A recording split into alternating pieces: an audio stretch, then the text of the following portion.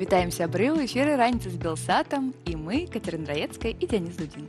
Сёння ўжо нядзеля, 10 траўня, і вы здзівіцеся, якія сёння міжнародныя святы. Па-першае, сёння сусветны дзень руху да здароўя. Да здароўя, рухаемся да здароўя сёння. А па-другое, сёння дзень чыстай кватэры, або па-іншаму дзень чысціні ў тваім, маім, нашым пакоі. У тваім пакоі, Дзяніс, кажа, тваім пакоі. Я не ведаю, як гэтага дасягнуць. Дасягнуць, глядзі, бяреш ідэалу. Бяреш, прыбіраешся ў кватэры, прыбіраешся ў сваім пакоі, пры гэтым рухаешся са швабрай і два святы разам карысна аб'ядноўваеш і адзначаеш гэтыя святы. Бярыце да ўвагі, сябры і Дзяніс. А вось на гэтым тыдні ў італьянскай Венецыі адкрылася 61-я біенале сучаснага мастацтва. У межах яе прадстаўлена выстава Official Unofficial Беларус, створаная камандаю беларускага свабоднага тэатру. Выстава адкрывае свету праўду пра сучасную Беларусь, праз сімвалы цэнзуры, галасы палітвязняў, вобразы татальнага кантролю і досвед жыцця пад ціскам сістэмы. Галоўная ідэя – беларуская культура існуе не дзякуючы дзяржаве, а насуперак ёй. І вось праз паўхвіліны прыкладна вас чакае спецыяльны рэпартаж з біенале, але я хочу задаць галоўнае пытанне сённяшняй раніцы. Пра што беларусы мусяць расказваць свету? Пра палітычную сітуацыю ці, наадварот, пра нацыянальную спадчыну? Палітыка ці нешта нацыянальнае, нацыянальная ідэя? Ці пра ідэя? людзей, ці пра творчасць, пра што трэба беларусам расказваць свету? Усё гэта пішыце ў каментарах пад нашай трансляцыі, адказвайце на галоўнае пытанне дня. Мы зараз на Белсат лайв у Ютубе. Калі ласка, цісніце падабайку, стаўце палец вверх, як кажуць. Таму што гэта такая наша, давайце будзе грамадская дыскусія, і мы грамадская адказнасць. І мы вашы адказы будзем чытаць з Андрушам пазней у эфіры. І беларусы заўсёды спрачаюцца, ці трэба гаварыць моваю мастацтва, ці пра цяперашнюю сітуацыю ў краіне і вакол яе. Або пара ўжо пераключацца, мабыць, нам на нешта іншае? Не, пакуль давайце паглядзім першую частку рэпартажу з месца падзеі, падрыхтаванага нашай калегай Настай Печаньковай.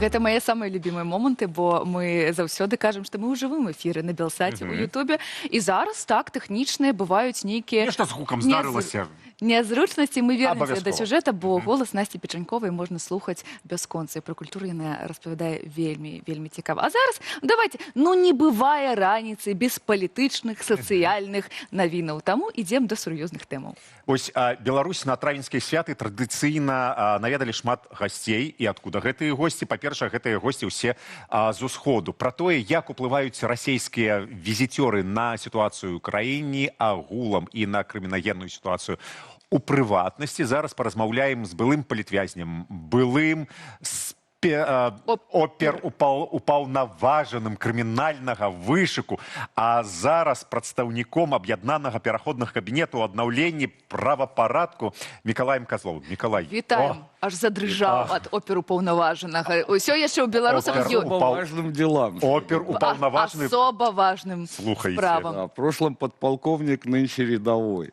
Ну вы разумееце, у беларусаў вось ёсць, гэта тэма наша. Пазбавілі звання? Да? Адчуванне таго, што нешта адбываецца. Вораг. Ну што ж, спадар вораг, давайте так. Пачнем размаўляць пра нашых суседзяў.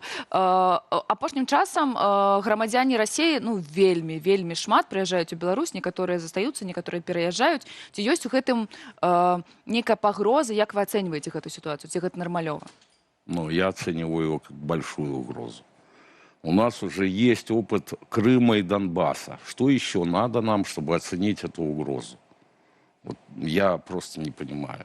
надо исходить из того, что Россия в нынешнем виде – это не дружественное нам государство, это враждебное нам государство, это там реально фашистский режим.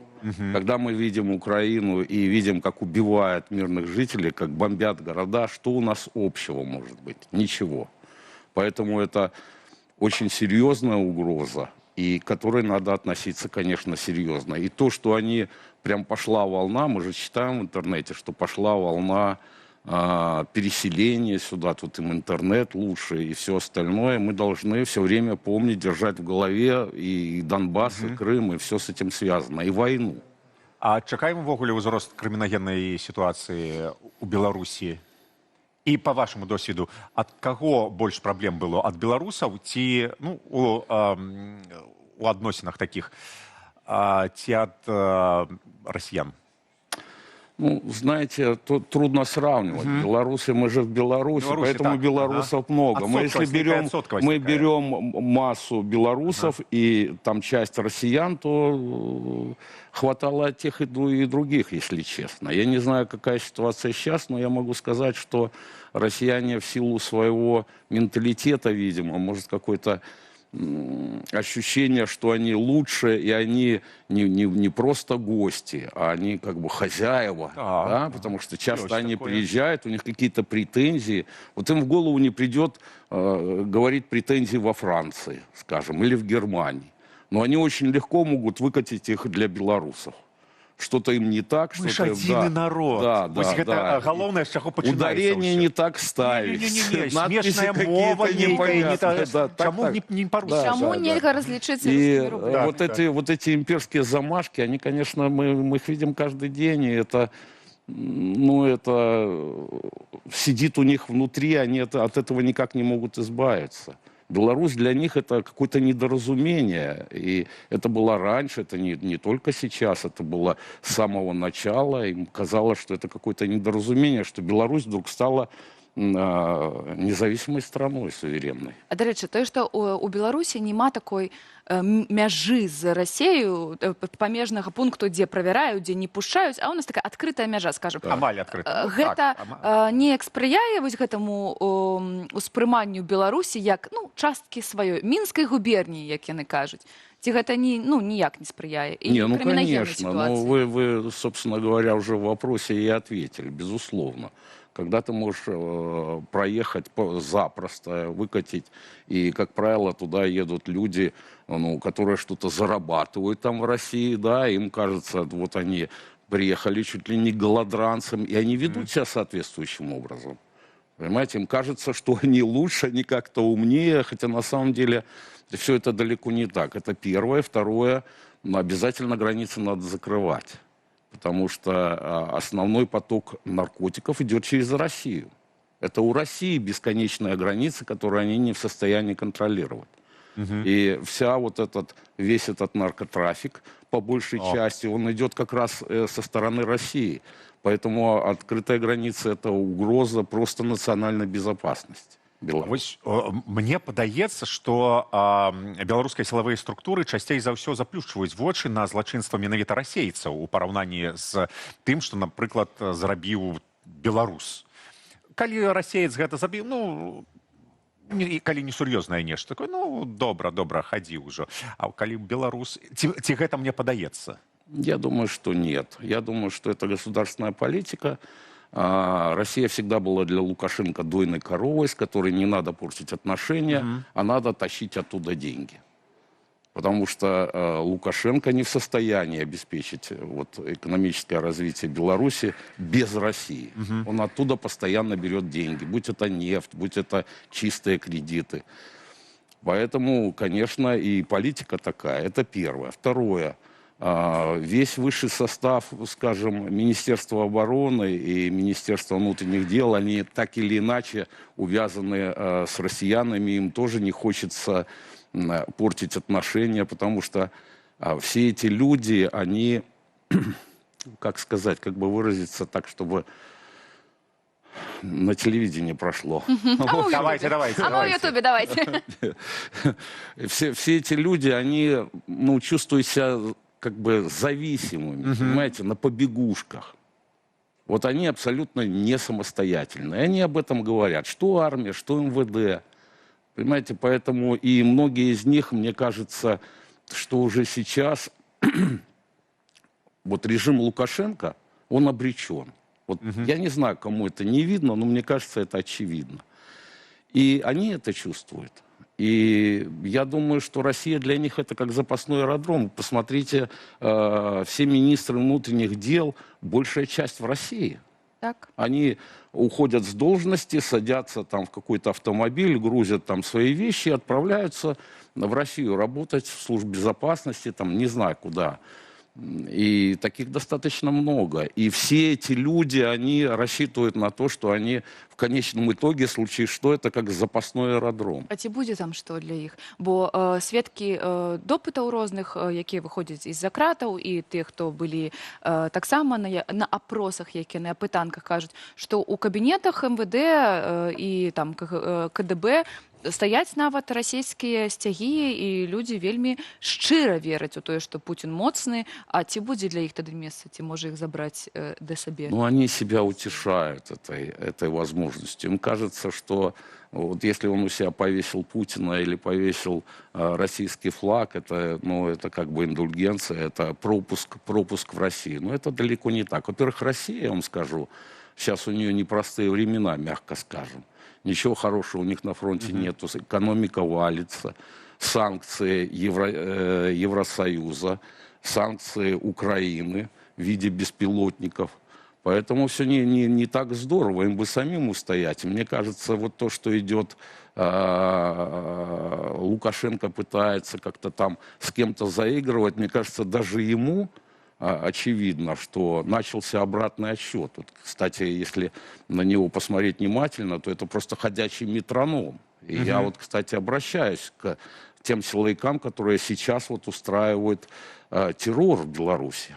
И в отношении кандидатов в Координационный совет и инакомыслящих, вот эти взламывания дверей. Мы готовим сейчас заявление по этому поводу, запугивание родственников, возбуждение уголовных дел. Так вот я им советую, посмотрите в телевизор, и вы увидите вот живой метроном. И причем темп там уже перевалил за Аллегро. У вас времени все меньше и меньше. Поэтому если у вас или у них в планах нету последним пунктом застрелиться, то я бы на их месте занялся хорошим, полезным делом. Начал обустраивать быт в тюрьмах и колониях, потому что им там сидеть. Гучить пригоже. А, до речі, про рэпрэсіі, выбачай, шмат пытань. Пра рэпрэсіі. Усе сілавікі былі пераарыентаваны пасля 20-го года на рэпрэсіі да сваіх грамадзянаў. А ці не перашкаджае гэта ім займацца сапраўднымі крымінальнымі справамі, наркотычнымі справамі і усялякім такім? Ці гэта розныя дэпартаменты? Конечно, перешкоджаю. Я вам скажу, что я ведь после освобождения не уехал сразу. Я хотел остаться в Беларуси. Когда я почувствовал, что я могу сесть третий раз, мне пришлось выехать. И я общался с сотрудниками, ну, в силу разных причин. Во-первых, я ходил туда отмечаться. Во-вторых, ну, у меня много знакомых, которые так или иначе еще сохранили связи. И я вам скажу, что недовольны все. И не так много милиции, как кажется, которые готовы и хотят вот проводить эти репрессии. Большая часть как раз этого не хочет, их раздражает, что они не могут заниматься нормальной работой. Ну, приоритет в Беларуси сейчас отдан вот как раз репрессиям. Вы обратите внимание, вот Карпенков, да, вот он сейчас из отрядов создает воинские части. Это внутренние войска. То есть они настолько понимают, что они не популярны, что любовь так народа не завоевать, что они готовятся к этому и расширяют внутренние войска. Это при общей нищете Беларуси, где вот этот главный метроном, да, мечется между строительством молочно-товарных ферм, падежом скота и Москвой. Понимаете, это все, на что способна нынешняя власть. И ее ответ такой, ее ответ не создать какие-то условия для бизнеса, не прекратить репрессии, не создать нормальную атмосферу. А у них вполне очевидная задача выжить. И вот они ее видят в том, чтобы при всей нищете увеличивать вот эти подразделения до воинских частей, до полков, по сути. Отдельных батальонов и полков, судя по численности. Поэтому, ну, вот так. Ух, маніфест. Я б не дадавала больш Караценька, нічога. караценька, дайте мне, вы падтрымліваеце сувязь с коллегами ці з былымі коллегами? Ну, по-разному. Галоўнае не слаць Добра. смс-кі, Добра. бо былі сітуацыі з прадстаўніком кабінета, які слаў смс-кі людзям у Беларусь. Так трэба? Не трэба. Гэта маленькі гумар. Калі ласка, ставце падабайкі, як мы любім. Дзякуй вялікі, што за нас завіталі. Спадар Мікалай, а мы паспрабуем зараз з вами зноў на біенале паглядзець, што там адбываецца. працінковий так Давайте сюжет. паспрабуем. Пакаштаваць страх арышту, пачуць, як гучыць жыццё пад рэпрэсіямі і ўдыхнуць пах з беларускай вясковай магілы. Менавіта так Беларусь гаворыць пра сябе на 61-м венецыянскім біенале, галоўнай выставе сучаснага мастацтва ў свеце. Беларусь удзельнічае тут усяго 5-й раз, і ўпершыню яе прадстаўляе не дзяржава, а незалежная ініцыятыва «Беларускі свабодны тэатр». Праект у старым касцёле Сан-Джаванні Эванжеліста праз гук, пахі, смак і святло літаральна пераносіць наведнікаў шумнай Венецыі ў беларускую рэальнасць. Жыццё ў сістэме кантролю. Адна з галоўных працаў праекту – гіганцкі шар забароненых кніг, створаны Мікалаем Халезіным. Тут і 1984 Оруэлла і романы Саши Філіпенкі. Мы через AI проходили целые списки литературы, потом искали, где их можно купить, потом объявляли сбор для людей, люди нам присылали книги, и это невероятно на самом деле. Это такой коллективный труд. Ну, люди вот покупают, представляете, они покупают там, допустим, по 20 евро книгу, да, и они отправляют тебе, чтобы эта книга участвовала здесь. Ну вот это, в этом и есть, собственно говоря, Венецианская биеннале. Вот это и есть те смыслы, которые, большие смыслы. Побач манументальнае палотнае Сергея Грыневіча. Мастак напісаў іх спецыяльна для біенале за 2,5 месяцы. Карціны размясцілі на месцы старажытных іконаў, якія ў сваю чаргу беларускі свабодны тэатр адправіў на рэстаўрацыю. У мяне ёсць уже пэўны досвед працы з абразамі ў іконах. У мінулым годзе я рабіў для Наваградка два вялікіх абразы Петра і Паўла. Мои творы выставляліся ў Гродні, і ў касцёле, і пры праваслаўным саборы. Так што ёсць у мяне пэўны досвед. Таму это было для мяне не новае, тым больш, што я па адукацыі манументаліст.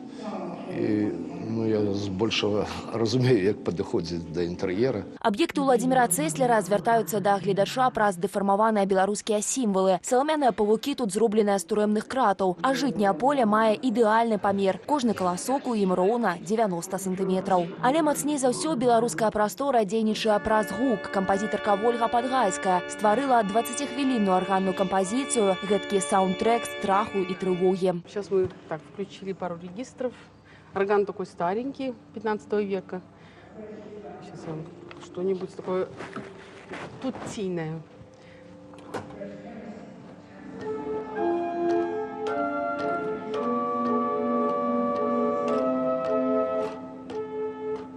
На фоне гучаць гісторыі палітвязням голасам Стывена Фрая.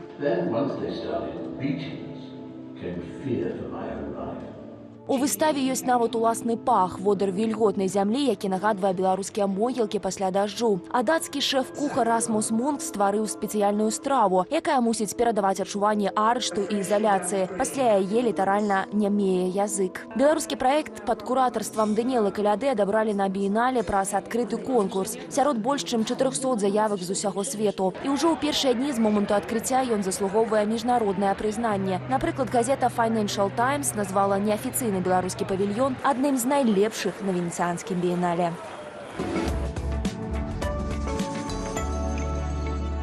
Мы ідзем далей па эфіру на харызме. Я вось пасля першага госця, вось яшчэ прыйшоў іншы харызмат. Андрэй Сульжыц, ведаеце, так? Што ў нас там, гарачыя навіны? Гарачыя навіны з беларускіх тиктокаў, інстаграмаў і гэтак далей. І хацелася б, конечно, нешта паказаць з учорашніх святкаванняў у Менску. Ой, нешта там страшнае. крынжа навалілі. Крынжа навалілі, але Ой-ой-ой. мы лепей пагаворым пра нешта такое, што цікавае адбывалася цягам тыдня. А цягам тыдня, дарэчы, сябры, адгрымела майская навальніца. Гэта азначае дзве рэчы. Па-першае, у кагосьці балелі калені, а другое, што гэта нібыта азнаменуе пачатак лета. Майская навальніца калі была? Была у Менску вялікая. У Менску? Так. Так вось, 8 траўня Менск афіцыйна змяніў статус і ператварыўся ў філіял Венецыі, бо прайшоў велічэзны дождж. Соцсеткі разрываюцца. Там, дзе раней была дарога, цяпер сапраўдныя рэкі. І толькі для кіроўцаў BMW яны, як бачыце, не перашкода. Грамадскі транспарт, таксама не падводная лодка, аўтобусы, тралейбусы, все паспынялася, пакуль вада не сышла. МНСнікі чысцяць ліўнёўкі, адпамповваюць воду, а эвакуатары працуюць для тых, хто пераацаніў свае здольнасці. Карацей, сябры, што хочацца сказаць у выніку ўсяго таго, што мы вот зараз бачым.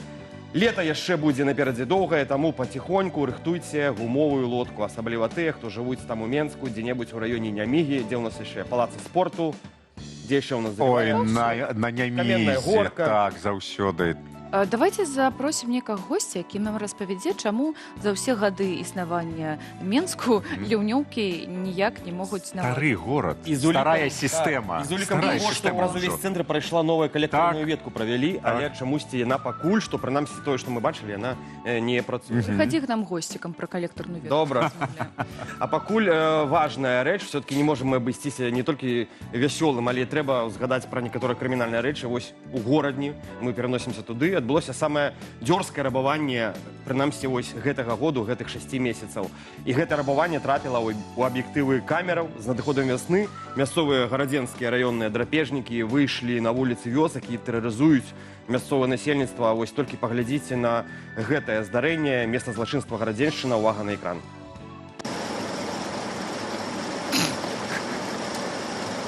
Я думала, там будуць нейкія людзі, такія дрэнныя. Каўбасу! Ну, так менавіта, так.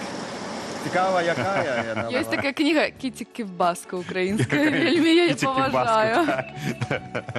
Добра, троху ми часто говоримо тут про моду. А мы любим такое, С кожний вечір ми котиків і собачків глядим. Подманув, ребята. Карацей, йдемо далі. Часто ми тут розмовляємо в нашій передачі про моду. І є так само такі блогери, які розважають про моду в інтернеті, які покуль ще ніяким чином не працюють на раніці з Білсатом. Але до гэтага ще дойде. Так ось одна з користальниць тиктоку зробила свою подборку про вопратку свайго блізкага роднага. Просто давайте поглядим, послухаем, может посмеемся. Батины шапки, которые меня травмировали. Батины шапки. Первая — это вот такая вот шапка-лепешка. Шапка-старикашка. Вот самое ужасное, что папе тут 39 лет, а выглядел он на все 60. Его еще откидывает на столетие назад, и ему здесь не просто 60, а 60 при Брежневе. Такая шапка Бенджамина Баттона. Душа старика в теле молодого мужчины. Вторая с тем же вайбом ностальгии по коммунизму — шапка-бочонок, в которой можно было спрятать всю свою зарплату, выданную в этом месяце банками консервированного горошка. Ну, правда? Денис, у меня есть идея. Я чакаў. Прабачце, але ж я чакаў вось гэтага дикунскага адзення. Мне падаецца, Ганна могла бы, як я люблю казаць, абзіраць і абзіраць усё гэта. А вось гэтая фраза, што можна схаваць весь заробак банкамі горошкам, таксама файна. Ну, наш заробак нават пад такую шапку не схаваць. Вы тут вообще в Европе. Толькі пад... А як гэта гульня у... Як гэта называецца? Напёрсткі, нібы. Напёрсткі. Пад напёрстак можна. Добра. Яшчэ одна навіна. Значит, беларускія кампаніі зараз працуюць у Беларусі, якія змагаюцца з тым, што рынок перапоўнены. Здаецца, сышла Еўропа, Захад сышоў, але прыйшла Расія са сваімі таннымі таварамі і Кітай. Все змагаюцца як могуць, і от некаторыя беларускія кампаніі і шукаюць іншае выйсце, каб дайсці нарэшце да беларусаў. І што рабіць? Хіба толькі што, можа быць, нейкую рэкламную акцыю больш агрэсіўную праводзіць, рэкламавацца і гэтак далей, гэтак далей, гэтак далей. Не ведаю, наколькі наступнае відэа агрэсіўнае і наколькі яно паспяхова рэкламуе цукерачкі ад народнай нашай камунаркі, але давайте убачым, ды вырашым і паслухаем. Дарэчы, гэты файны трэк. Увага на экран. Для здоровья малыша черемша. Я ще прошу звернути увагу на эту згенерованную в интернете музыку, выяву. Але это сапраўдная реклама з сапраўднага аккаунту у ТикТоку Коммунарки. Для Але я не здоров'я розумію. малыша Черемша Так. і там трусалеў. А Трусалеў. гэта трусалеў, гэта нейкі беларускі Трусалеў. мем, бо я бачыла Я не гэтага ведаю. трусальва на святкаванні дня тэлебачання на БТ. Гэта нейкі, О. мабыць, А чаму Черемша? ремша, таму Со што... смаком черемши, это некие, видать, гістарычна давно... Это старыя цукеркі, черемша але- мерзкія такі з Але новая агрэсіўная З проба. пахам черемши? Не, яны Гэта ж черемушка. Гэта черемушка. Просто колером яны, может быть. Называецца черемушка, а поюць Черемша, гэта часник. Нібы. Называецца цукерка. Добра. Сябры, давайте пра нармалёвыя Потым. пытанні. Вось, дарэчы, пра черемшу і черемушку. Чым беларусам трэба ганарыцца, пра што распавядаць замежнікам? Пішыце ў каментарах пра культуру, пра цукеркі, пра ежу, пра дранікі, Ці пра нацыянальную ідэю, Ці пра несці палітыку. сваю пра палітыку, ці пра культуру. Вот калі б вы рабілі выставу на біенале, што б вы там паказвалі, пра што распавядалі, і ці запрасілі б вы Андрэя Сульжыцына, напрыклад? Черемшой. Так. З черемшой. А мы працягваем разбірацца з беларуска-расійскімі адносінамі. Пэўны час рэжым вельмі ганарыўся тым, што эканоміка краіны быццам бы выграе ад расійскіх вайсковых замоваў для беларускіх прадпрыемстваў. Але казка заканчваецца. Аліса Рыччэнка была на сваіх эфіры і сказала, што расейцы ўжо запытваюць пра зніжкі на сваю вось гэтую ваенную прадукцыю беларусаў. Глядзім сюжэт. Таму давайте паглядзім пра гэты сюжэт.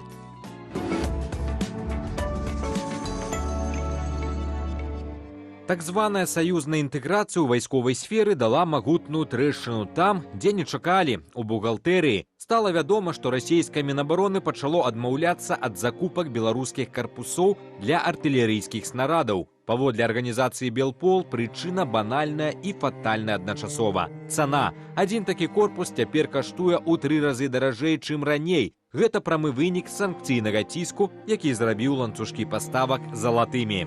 Яшчэ нядаўна старшыня Дзяржкамваенпраму Дмітрый Пантус рапартаваў пра безальтэрнатыўную інтэграцыю. Маўляў, Беларусь і Расія – гэта адзіны вайскова-прамысловы арганізм. Аднак выкрыццё схемаў, якім займаецца каманда «Белпол», ператварыла гэты арганізм у эканамічнага інваліда. Спіс са 120 беларускіх прадпрыемстваў пасобнікаў вайны, перададзены міжнародным партнёрам, стаў не проста паперай, а інструментам кропкавых удараў. Пад санкцыі трапілі заводы, якія забяспечвалі абыход абмежаванняў. Чаму кошт вырас утрая? Кожнае новае звяно ў схеме абыходу санкцыяў – гэта дадатковыя выдаткі на лагістыку, адкаты пасярэднікам у трэціх краінах і рызыкі. Логіка простая. Чым больш Белпол выкрывае фірмаў пракладак, тым даўжэйшымі становяцца маршруты паставак камплектуючых. Беларусь вырабляе корпус для артснараду, але Расія, якая сама ў стане ваеннай эканоміі, больш не хоча плаціць патройную цану. Сёння пад прыцэлам міжнародных санкцыяў больш за 500 беларускіх прадпрыемстваў.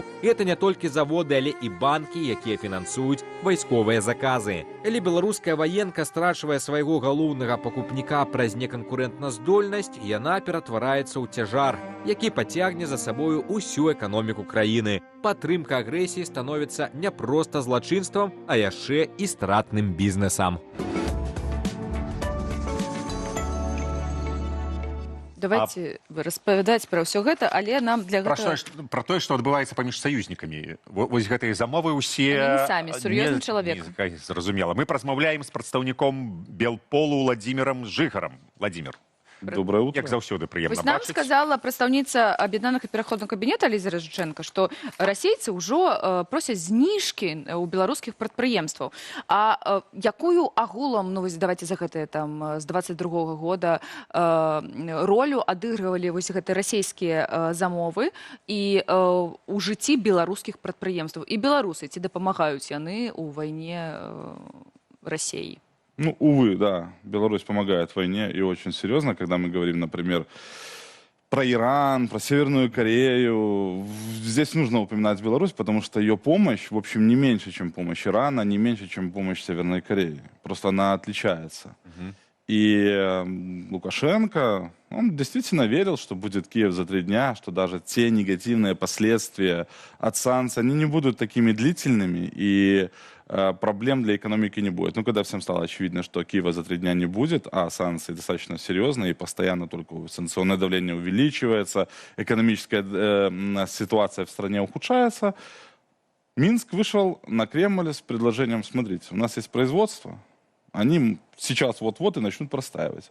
Мы готовы делать все то, что вам нужно, по той цене, которая вам нужна. Ага. Изначально это были прицелы для бронетанковой техники, то есть для модернизации устаревшей техники русских. И получалось так, что они брали кредиты, они брали заказы, которые даже уже не могли выполнять, и часть заказов они отправляли в Китай, там тоже много денег тратили на переводы чертежей, технической этой документации, там китайцы делали определенные детали, возвращали в Беларусь, это все компоновка была, составлялась вместе, и потом это продавалось в Россию.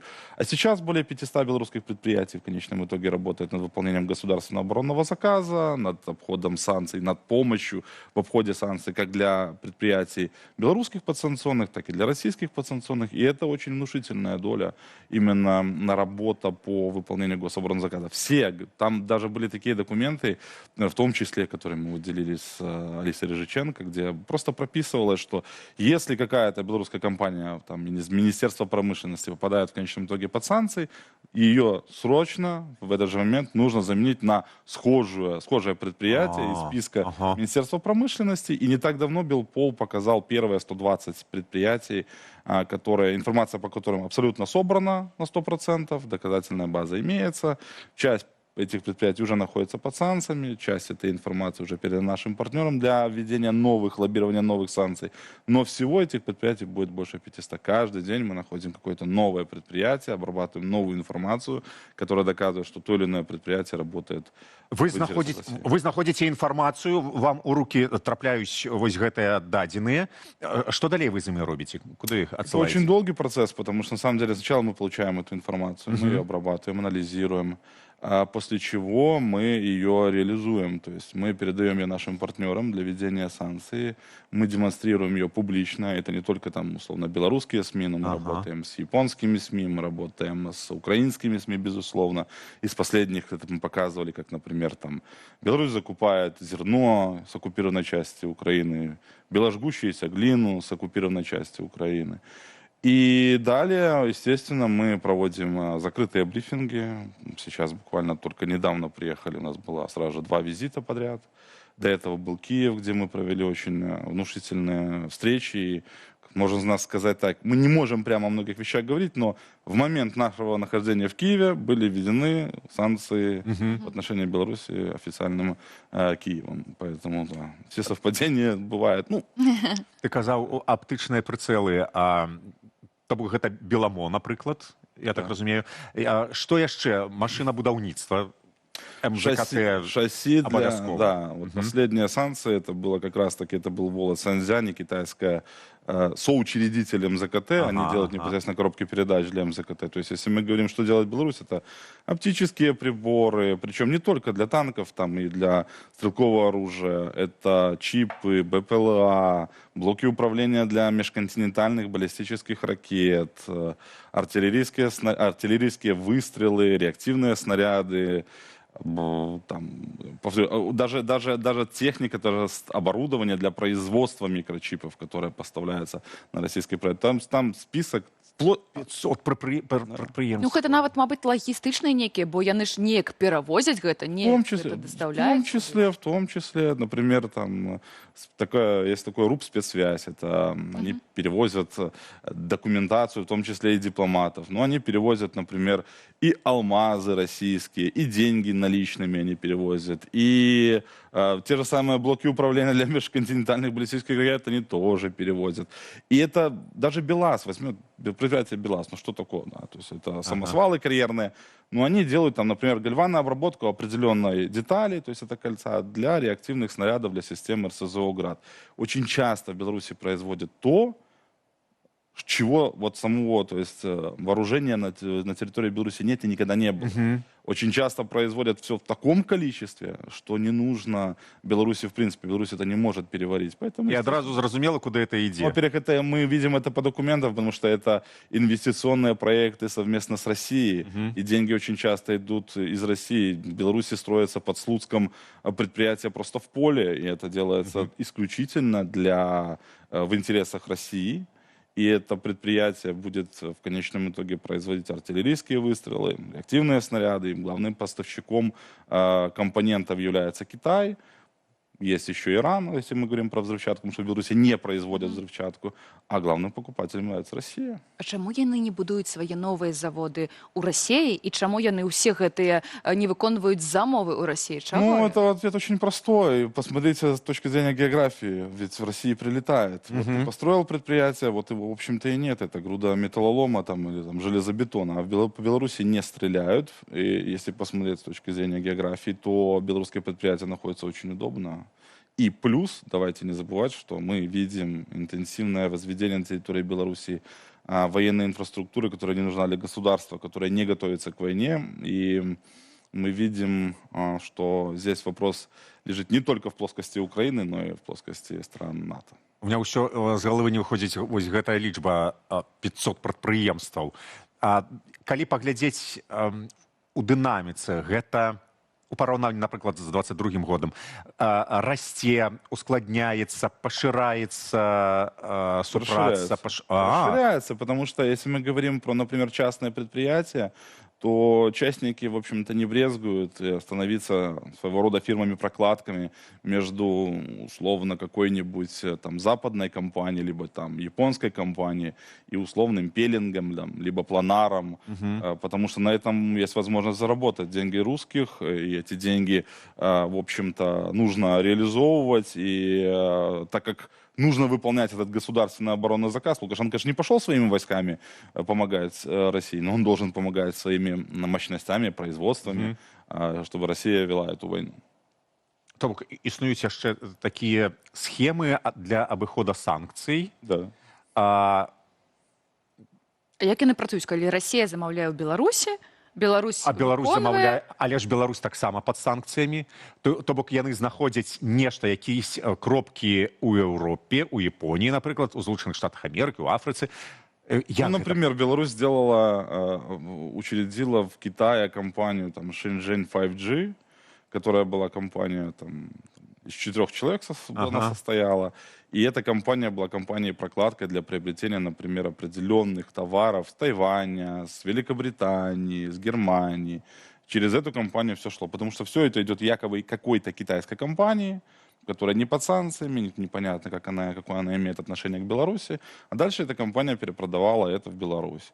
Понятно, она немножечко брала там наценку делала, но главное, что тот товар, который нужен Беларуси, он поступал в Беларусь. Но гэта вялікія грошы, якія атрымлівае рэжым ад гэтай супрацы. Ну, сейчас. Ці так, на падтрымку выключна? Любые санкции, они удлиняют цепочки. Цепочка сразу становится дороже. В конечном итоге, конечный продукт у тебя там есть разница между тем, что хочет Россия и что хочешь ты. И чем больше санкций, чем больше эти цепочки, тем меньше в конечном итоге остается у Беларуси. Плюс Россия из-за введенных экономических санкций в отношении России, из-за всех проблем, которые у них есть, она уже не хочет покупать за ту ранее оговоренную цену, и она просит еще снизить. Это не А Беларусь не может, потому что ты уже по некоторым пунктам находишься в нуле, то есть у тебя уже нет никакой прибыли. По некоторым пунктам тебе приходится просто останавливать производство, потому что там какие-то детали не поступили, ты не договорился продать это нормально в Россию, и поэтому вот у них идут постоянные проблемы, то есть постоянные взаимные претензии. Зразумела, што прадпрыемствы не могуць адмовіцца ад гэтага дзяржзаказу. Гэтыя 500 прадпрыемстваў хочуць, не хочуць робіць, нават калі не дзяржаўныя, там прыватныя. Але ж, калісьці будзе перамір'е ці скончыцца вайна, і гэтым прадпрыемствам трэба будзе пераходзіць, як кажуць, на мірныя рэйкі. А што тады будзе з гэтымі прадпрыемствамі і з людзьмі, што істотна, бо шмат людзей атрымлівае зараз суперзаробкі. Санкции адразу так не знимут. Суперзаробкі, але, гэта Они про это не думают. Они про это просто-напросто не думают. И в контексте, опять-таки, возведения на территории Беларуси этой военной инфраструктуры, в контексте того, как мы видим, как себя ведет режим Лукашенко, как себя ведет режим Путина, есть серьезное опасение, что война в Украине — это только начало. Потому что очень сложно представить, что все друг другу пожали руки, и все опять мирно, дружно, и мы все забыли, что было. И все начинают принимать, условно, Путина как, действительно, президента России. А нет. Сложно представить, что такое может быть. а значит, что и они тоже это понимают, а значит, что для них нету какого-то финиша. Просто есть какой-то, условно, передышка, какой-то перемирие. Да, вы правильно говорите, что они умеют делать снаряды, они умеют там БПЛА. То, знаете, опять-таки, Гомсельмаш белорусский производит комплектующие определенные для вот этих самых гераний, шахедов. То есть...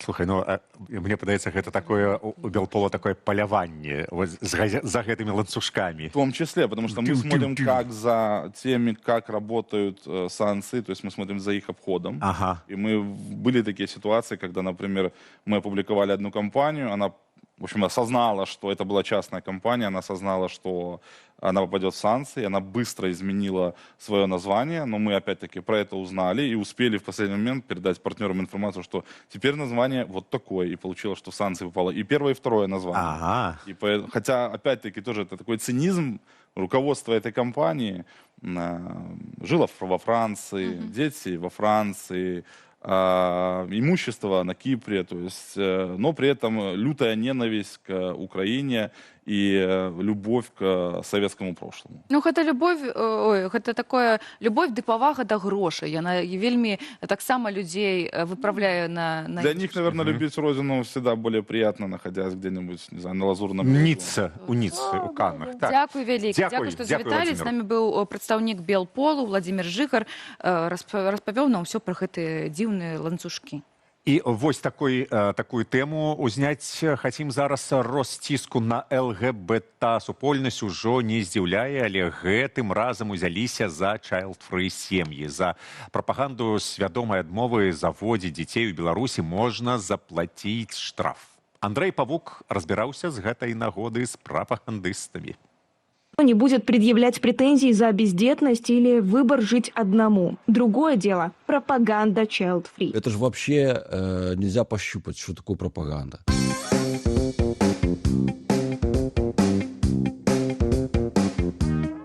Милые носочки, пеленки, распашонки – все это ценителей исключительной свободы не умиляет. Child-free откладывают все атрибуты детства в сторону. Дарья, я насчет вашего сюжета на ОНТ. Там вы немножко ошибочки сделали. Вы о чем? Налево-направо заявлять во всеуслышание, что дети не нужны, мол, они пищат, требуют внимания или мешают построению карьеры. Вот такой призыв стоит дорого. Штраф около 1000 рублей. У меня дети есть, но я на них жаловался. Вот мне было плохо, когда появились дети. Вот, и ваш... Это вы мне отзыв свой? Да, Дарья. Да? Да, Дарья. Хорошо. И там... Я учту. Вы учтите, что вы же это... И когда вы опрашиваете, вы же не делаете вывод за опрошенных. Заводить детей надо для начала самому стать на ноги, чего-то добиться в жизни. Так нормально, вы же не отказываетесь, вы просто откладываете. Очень многие страны восприняли эту идею, как восприняли с легкостью всю ту пропаганду, образ жизни Соединенных Штатов после завершения Второй мировой войны. Этот процесс регулируемый, конечно. Что они несут? В Европе тоже никто не рожает. Мы просто стали меньше друг друга любить, понимаете? Вот в этом вся беда. А если стали больше любить парни друг друга, это нормально? Ну нет, так вот вы же говорите, ЛГБТ не захватит. Ну, видите, что получился какой перекос? Да я ж в этом не виновата. Да где же понимаете, это ваш мир, послушайте меня. Это ваш мужской мир. Вы же женщин никогда в него не пускали. Вы сами делали из этого мира все, что хотели. По факту что получилось? Мы такие остались женщинами, понимаете? А вы одели юбки, серьги в уши засунули, а теперь нас хотите во всем обвинить. Ну мы ж не виноваты в том, что вы стали такими. Это ваш мир, ваши правила. Мужские, понимаете? Патриархат, короче. Ну сделайте с этим что-нибудь. Хорошо. Я везде предлагаю, соберите конгресс мужчин, поговорите, мужики, друг с другом. Что с этим делать? Ну да. Чтобы не было... Мужики, чтобы меньше друг друга любили, чтобы вернулось все назад, как было раньше, понимаете? Слушайте, вот и все. Ну мужики всегда друг друга любили, даже Иисус Христос любил ближнего своего. Ну это совсем другая любовь, вы же не про это говорите. А этот Брежнев любил целоваться с мужиками со всеми. Ну ничего страшного, господи, ну это ж не... У него же дети были. Ну да. А что детей нету, понимаете? Еще раз фиксируем. Никто не будет никого привлекать к ответственности за личные убеждения внутри каждого. Сегодня не будут, а завтра будут. А у нас у студыі Віктор Шукіловіч і Рачанец у гэты майскі ці травеньскі дзень, як правильно? Віць? Шановне господарство, вітанні. До Вітаем. речі, зараз паслухайте, я усё раскажу. У кагосьці на дварэ можа май, а у кагосьці травень. Усяго ў беларусаў падвое. У тым ліку ёсць і дзве назвы цяперашняга месяца. Травень – самый прыгожы час года. Яго традыцыйная народная назва ўзялася з таго, што ў гэтым месяцы зямля цалкам пакрываецца зялёную травою. На паплавах і палянах поўна кветак, нават на маёй кашулі цвітуць, красуюць. Прырода напаўняецца спевамі птушак, з'яўляецца шмат насякомых, бззз, у тым ліку хрушчоў ці інакш майскіх жукоў. Бачыце, гэтыя хітрыя жукі таксама маюць свае дзве назвы. У траўні беларусы шчыруюць на сваіх гародах і надзелах, садзяць і сеючы, што толькі можна. Як кажуць, у травень будь мужик управен. Пры пасадцы гародніны шмат хто традыцыйна звяраецца з месяцавым календаром, які сам па сабе ўжо цікавенька, ну, прынамсі для мяне. Лічыцца, што паколькі месяц выклікае прылівы ў акіянах, ён гэтак жа цягне ваду ўверх па сцябліне. Калі месяц расце, гэта найбольш спрыяльная пара для раслін з пладамі над зямлёю. Памідораў, агуркоў, кветак. Калі ж месяц убывае, гэта найлепшы час для пасадкі карняплодаў, морквы, буракоў, цыбулі. Нашыя продкі прыкмячалі, што халаднаваты і вільготны май абавязкова прынясе добры ўраджай. У народзе казалі: май халодны, не будзеш галодны. Сухі марац, мокры май, будзе жыта, як гай. Мокра ў маі будуць пышныя караваі, а як у маі суха, то падцягвай бруха. Як ідзе дождж у сакаўцы, то хлеба будзе ў рукаўцы, а як у маі будзе і ў гультая. Май – гэта адзіная лацінская назва месяца, якая афіцыйна ўжываецца ў беларускай мове. Гэта запазычанне, але ў нас вельмі даўняе запазычанне, бо яшчэ было ў старабеларускай мове ў часы Вялікага княства Літоўскага. Старажытныя рымляне прысвячалі гэты месяц багіні ўрадлівасці маі. Ейнае імя, у сваю чаргу, паходзіць ад лацінскага кораня «маюс», што азначае «вялікая» ці «тая, што расце». Мая – гэта не столькі персанаж антычных міфаў, колькі увасабленне першаснай энергіі ўзрастання, старажытнага закону. Усё расце. Дарэчы, той самы корань мае лацінскае слова «маестас», «маестат», «годнасць», «вялікасць дзяржавы ці ўлады». І вось гэтая сувязь паказвае нечаканую рэч. У аснове паняцця «улада» ляжыць тая ж ідэя, што і ў аснове прарастання зерня. І гэта вельмі архаічнае мысленне. Улада не даецца, яна вырастае. У старажытных кельтаў і германцаў, народаў з поўначы Еўропы, быў звычай у маі ставіць і ўпрыгожваць адмысловае дрэва або слуп са стужкамі. Гэтае дрэва і называлі маем. Праўда, тут мы можам назіраць свой асаблівы сінкрэтызм, бо вельмі даўні, яшчэ паганскі, перадрымскі звычай атрымаў назву з рымскага календара. Што цікава, ў беларускай мове слова «май» абазначае таксама зеляніну для ўпрыгожвання. Маем, зялёнымі галінкамі бярозы ці клёну звычайна аздабляюць хаты на сёмуху. А я маю, наламаю, сваю хату прыбяру. Гэта радкі Івана Калесніка. Ёсць і адпаведны дзеяслоў «умайваць», прыбіраць зелянінай хату ці пакой. І хаты майскім дзераўцом не ўмаю селянін, як прадзеды ўмайвалі, як вучыць абычай, пісаў Янка Купала. Або яшчэ ў Максіма Танка можам знайсці «і вясна плошчы ўмаюць у зелень каштанаў». Чуў я таксама, што нібыта ў маі адмыслова не ладзяць вяселляў і не пабіраюцца шлюбамі. Маўляў, потым будуць маяцца ўсё жыццё. Але, шаноўнае гаспадарства, маяцца – гэта па-расейску, а адпаведнік у нашай мове – гэта мучыцца, мардавацца, стамляцца, зморвацца і гэтак далей. Калі ж па-беларуску пытаюцца, як маецеся, то гэта ж не даведваюцца, як вы пакутуеце, бядуеце, гібееце, енчыце, цікавенчыце. Гэта пытаюцца, як вы сябе маеце, у якім вы настроі. Як маецеся, гэта форма дзеяслова «мецца», а не расейскага «маяцца». Таму смела жаніцеся, да выходзьце замуж у маі. Калі ўсё ж крыху баіцеся і май вам не зусім пасуе, пабірайцеся ў траўні, гэта цудоўны месяц для вяселляў. Ёсць у нашай мове і прымаўка такая адмысловая са словам «май». Прапала, як май з маяў. Гэта кажуць пра нечае раптоўнае і бясследнае знікненне. Былі грошы ў кашальку, а потым як май з маяў. Ну, некаторыя тлумачаць, усё імкліва, кумільгом прамінае, як і прыгожы веснавы месяц, не паспееш і вокам міргнуць. Але нашы этымолагі не з рэдкай гліны злепленыя, не са шчарбатай доляй жывуць, ды не абораю хлеб крояць, а даводзяць. Тут май мае зусім іншы корань, і паходжанне, де азначае фактычна нешта вельмі каротка, як адзін міг ці мах. Май, гэта такія хуткія рухі, калі махаюць ці нешта матляецца. Тут май роднасны такім словам, як маяк, маятнік ці папулярнае сярод моладзі слова маякнуць, паведаміць, даць знак.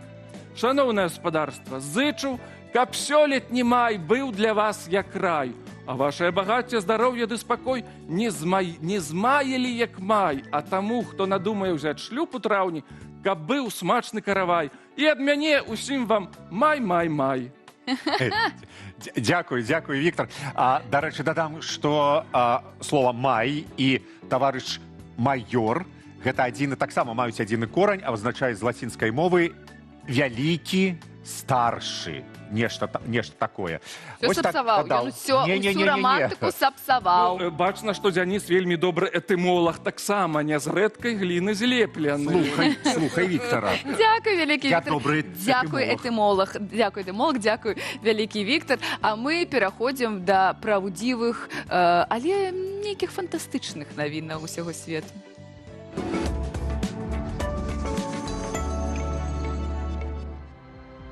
Прывідныя агні і летаючыя талеркі афіцыйна выходзяць з ценю. Мінабароны ЗША на загад Трампа пачало публікацыю сакрэтных матэрыялаў пра НЛА. На спецыяльным сайце ўжо даступныя відэа і фота анамаліяў, якія дзесяцігоддзямі лічыліся невытлумачальнымі, у тым ліку сведчанні з сакрэтных ядравых гарадоў. Пентагон прызнае, што наконт многіх выпадкаў у вайскоўцаў няма адказаў і заклікае прыватных экспертаў дапамагчы ў аналізе матэрыялаў. Кіраўнік вайсковага ведамства Піт Гексет паабяцаў пакласці канец тэорыям змовы. Маўляў, амерыканскі народ мае права ведаць, хто ці што сочыць за людзьмі з неба. Цяпер кожны ахвочы можа паспрабаваць разгадаць таямніцы, якія 80 гадоў хавалі пад грыпам сакрэтна. Колумбія апынулася перад складаным выбарам, што рабіць з папуляцыяй так званых какаінавых бегемотаў, якіх завёз Пабло Эскабар. Пасля ягонай смерці бегемоты размножыліся з 4 да 200 і цяпер пагражаюць мясцовым жыхарам. Улады разглядаюць план эўтаназіі 80 жывёлінаў, што выклікала жорсткія спрэчкі сярод эколагаў. Аднак з'явіўся шанец на выратаванне. Эксперты з Інды пры падтрымцы сына найбагацейшага чалавека Азіі Ананта Амбані гатовы ацаніць магчымасць перавозкі бегемотаў у цэнтр дзікай прыроды ў індыйскім штаце Гуджарат.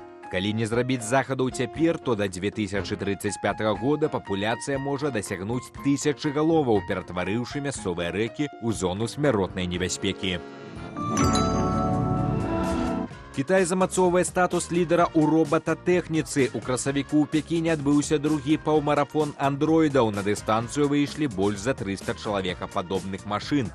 Кампанія Nauetics Robotics паказала свае найноўшыя распрацоўкі, якія ўжо даказалі надзейнасць на Spring-Fest Valhalla. Заснавальнік кампаніі Цзянг Жіюань падкрэсліў, галоўная не хуткасць, а аўтаномнасць. Цяпер распрацоўнікі робяць стаўку на даступнасць. Напрыклад, шмат для каго ўжо дасяжны робат-памочнік Boomi, і ён каштуе менш за $1500.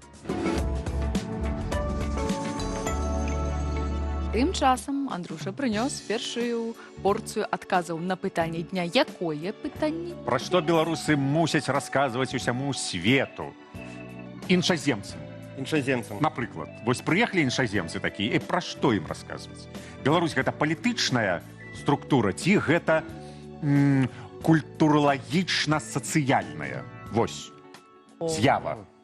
Ну так вось, у мяне на такое багатае пытанне няма адказу, а нашы гледачы пішуць, што гледзячы, у якой краіне знаходзішся.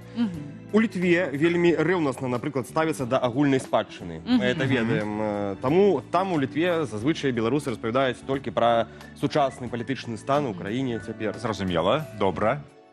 Прыклад, Фінляндыя, напрыклад, таксама была калісьці калоніяй Расіі, але адарваліся ад братоў і зараз самая шчаслівая краіна. Просто каментар. Просто каментар. Констатацыя факту. Ну і як прымаем. Сапраўды, бо цэнтральная лінія ўсяго беларускага, культуралагічнага і прыгожых словаў, што ён сказаў, гэта даводзіць у тым ліку адрознасць ад Расіі. То вот і меў на ўвазе спадар-каментатар, што Фінляндыя калісьці таксама можа быць штосьці, але цяпер ні ў кого не павернецца нічога, нейкім чынам знайсці хоць штосьці супольнага. Заўсёды так, заўсёды крыўна. Напрыклад, Літва, Латвія, Эстонія таксама былі часткай Савецкага Саюза. А чаму толькі і выключна Беларусь успрымаюць у свеце увогуле, як так вы ж Расія. Ды не Расія мы. Ну, вось крыўдна. Так, і агулам проста славяне і славяне, на твар падобныя мовы. Чаму Украіну ніхто не ўспрымае як частку, былую частку Расіі? Ну, гэта, напэўна, хіба толькі апошнія, няхай 20 гадоў, 15. А Казахстан іншае. Що? Ідзем, і, можа быць, апошняе. Усё проста. Калі ёсць магчымасць, трэба расказваць пра ўсё. Галоўнае, каб гэта быў нядопыт. Добра, добра. Дзякую, Андрэю. Ну, а мы вяртаемся на Венецианскае біенале. Ох.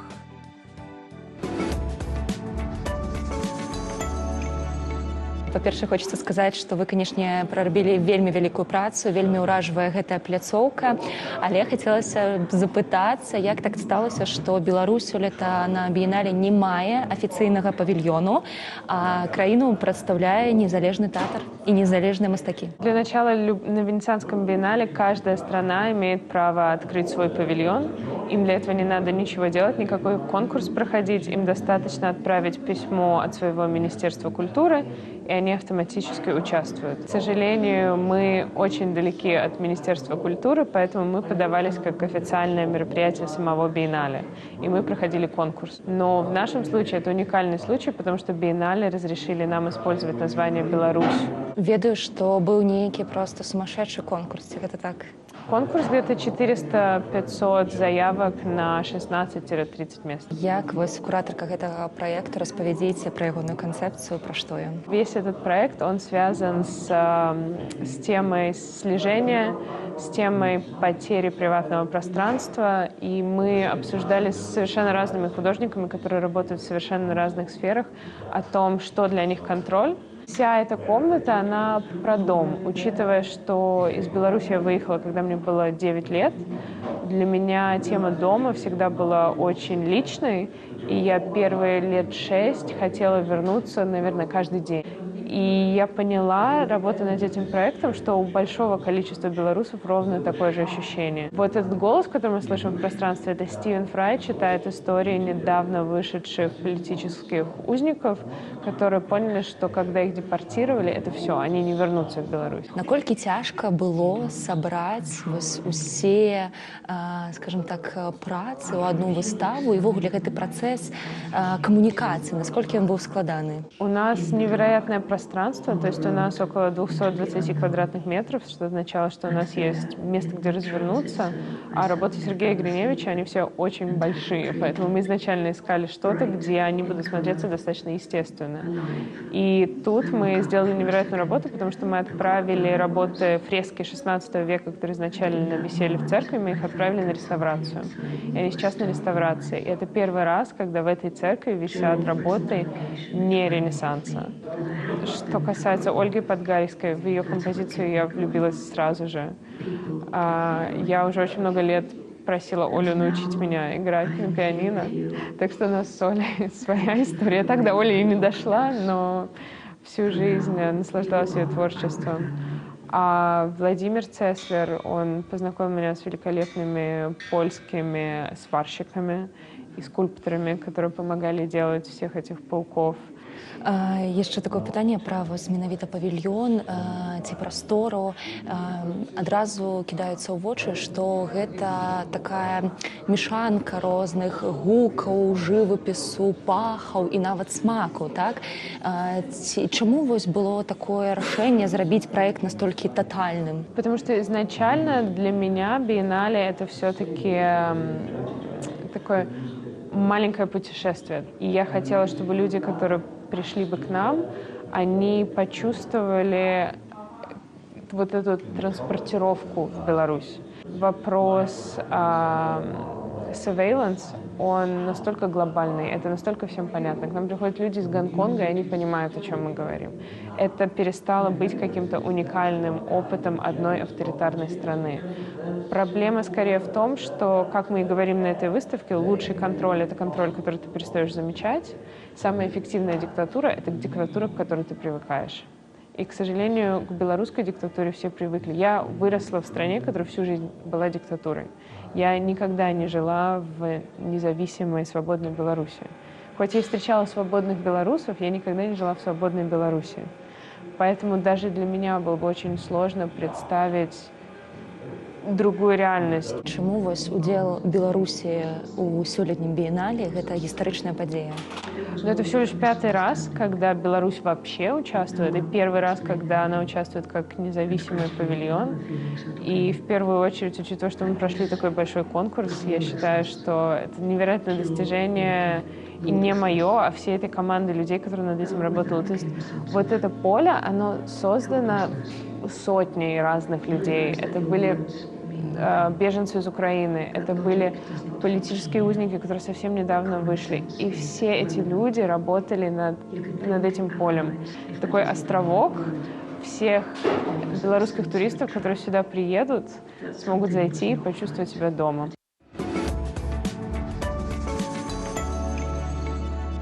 Шановныя сябры, раніца з Белсатам працягваецца, і па-ранейшаму ў эфіры 10-я гадзіна ранку ў Беларусі. З вамі ў студыі мы, Дзяніс Дудзінскі і Кацярына Раецкая. На пачатку другой гадзіны нагадаю галоўнае пытанне сённяшняй раніцы, навеянае акурат венецыянскім біеннале і дыскусіі вакол зместу беларускай выставы там. Напишите, калі ласка, в каментарях, пра што беларусы мусяць расказваць свету. Пра палітычную сітуацыю ці пра нацыянальную спадчыну. Вось калі б вы будавалі і рабілі гэтую выставу на біеннале, што б вы там паказвалі і распавядалі. Пішыце ў каментарях, калі для вас гэта бяспечна. А вось зараз які ў нас цікавы гость, шановнае спадарства. Глядзіце, беларус Тарас Цялькоўскі. Вядомы не толькі тым, што ён бягун-марафонец, але і як аўтар незвычайных спартовых акцыяў і перформансаў. Вітаем. Гэта ён прабег 500 кіламетраў за тыдзень у гонар 500-годдзя беларускай бібліі. Гэта ён праехаў на ровары 850 кіламетраў уздоўж мяжы Беларусі на падтрыманне беларускіх палітвязняў. А нядаўна Тарас яшчэ у Варшаве прабег марафон у кроксах. Кроксы — гэта такія гумовыя Пакажыце, ёсць кроксы ў шлёпкі. студыю. Вось менавіта ў гэтых кроксах ты прабег марафон. Марафон гэта 42 кілометры. Да, 42,95. И ты у их бег? Да. На носок? Да, я надел носок, я взял каждый палец себе затейпировал, потому что можно было натереть космическое количество мозолей. Я попытался обезопасить свою стопу настолько, насколько я мог, чтобы добежать до финишной черты. И, конечно, эта обувь не очень предназначена для бега, но в этом и был весь замысел перформанса — бежать в чем-то, что не предназначено для бега, чтобы попробовать поставить рекорд Гиннесса. Это было за рекорду? Да. Только? Это не первый раз, на самом деле, я побежал марафон в кроксах. Это был второй марафон в кроксах.